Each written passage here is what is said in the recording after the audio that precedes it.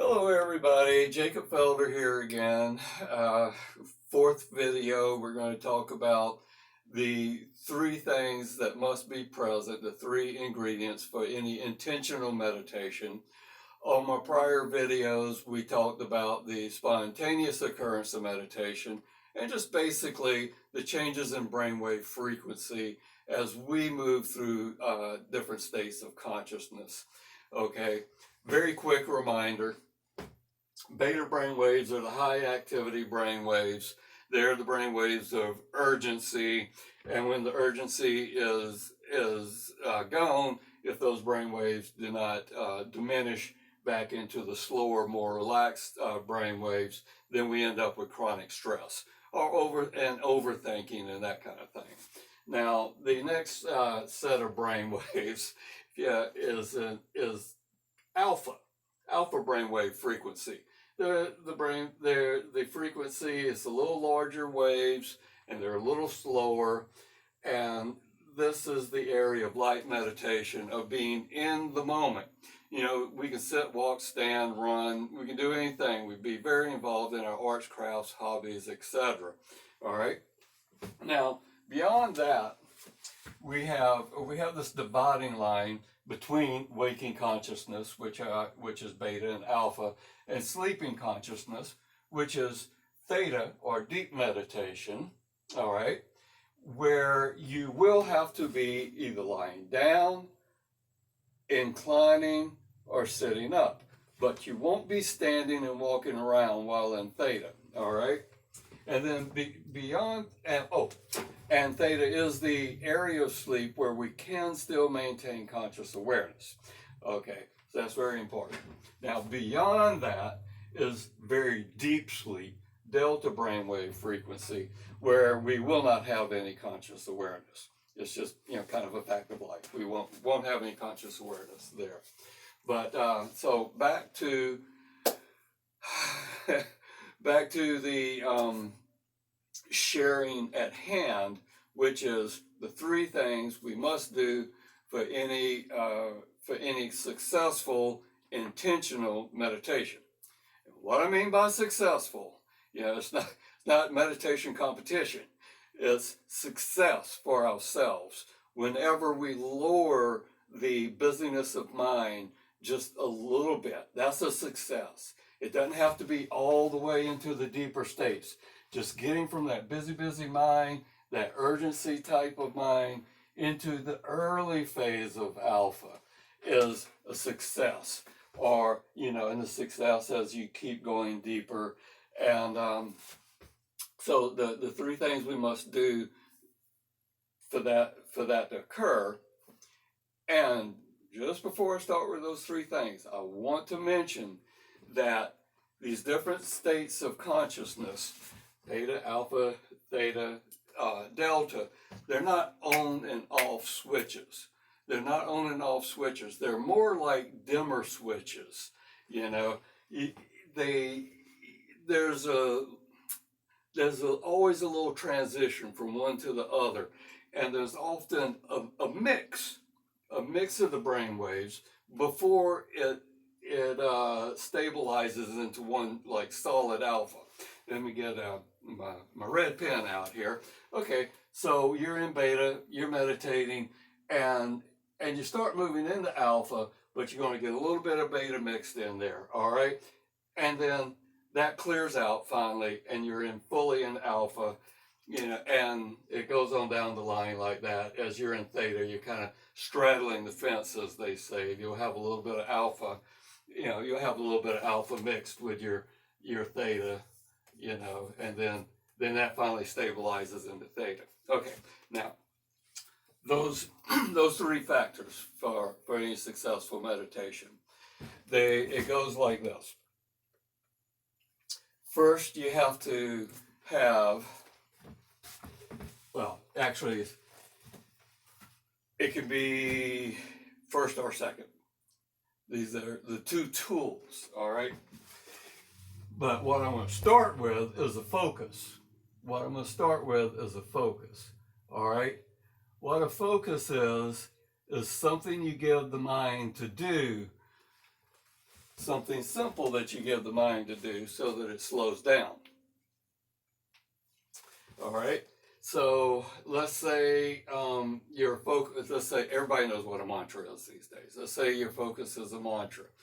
You repeat that mantra, or you repeat that mantra. The mind wanders back to those busy thoughts. And after a while you say, oh, there I go again. And you start your mantra over, or your prayer, and we're going to go over different possibilities for focuses in another video. Okay. But you get the idea. The focus is what you bring the mind back to so that it doesn't wander. You don't have to make yourself stop thinking. That's not the goal. You just keep bringing the mind back to something simple. All right. So, the other factor is relaxation. You want to be able to relax. All right. Now, this is a fun question for me. What's the difference between relaxation and meditation? Okay, it's simple. Relaxation is what the body does. Meditation is what the mind does. Okay, so meditation is a relaxed state of the mind. Relaxation is referring to the body. Okay, that's why those of you who have done yoga classes, at the end of the class, we always do a little relaxation, and it's pretty physically oriented, just relaxing the arms or legs, etc. So you have to have something for the mind to do, which is your focus, and you have to have the body relaxed. Okay, now this is I love this. Relaxation and focus are very, very closely intertwined. They're very closely intertwined. All right? Because the more you focus, the more you will relax. The more you relax, the easier it is to maintain your focus. In other words, the mind not going in all kind of different directions. All right? So the more you focus, the more the body will relax. The more you relax, the easier it is to maintain your focus. All right. Something else I really like about this duo is focus and relaxation, or the mind-body connection for meditation. All right. That's the mind-body connection that leads to meditation. All right. Now, what's the third very important ingredient that we have to have especially for an intentional meditation? And that is awareness.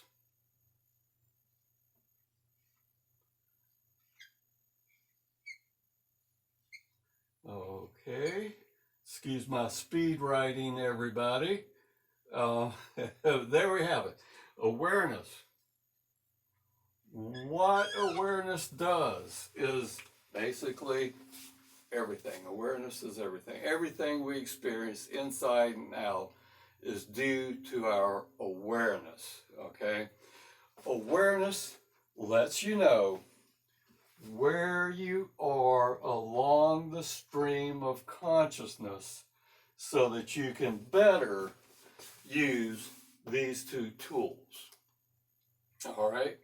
So awareness lets you know where you are along the stream of consciousness so that you can better use these two tools to lead the mind into meditation, to lower the electrical output, to slow the busyness of mind down. Awareness is the old school word for mindfulness. Awareness and mindfulness are the same thing.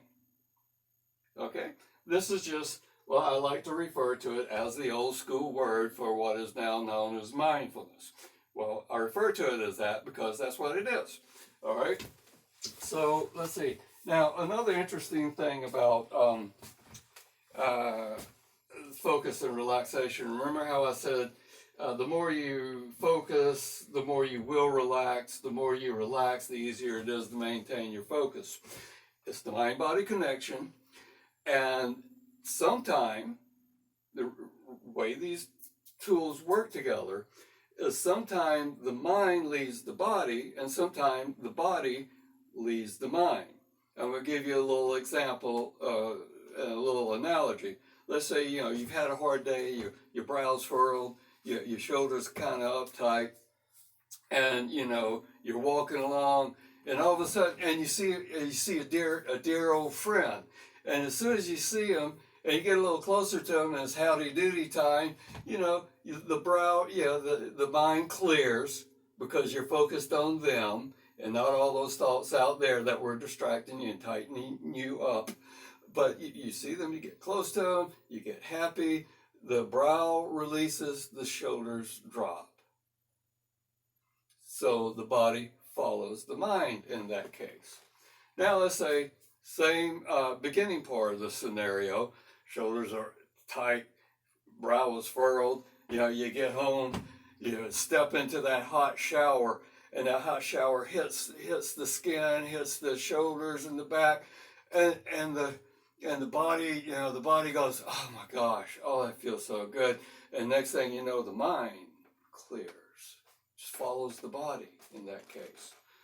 So this is how important it is to have this mind-body connection and these two tools, focus and relaxation, guided by the third tool of awareness.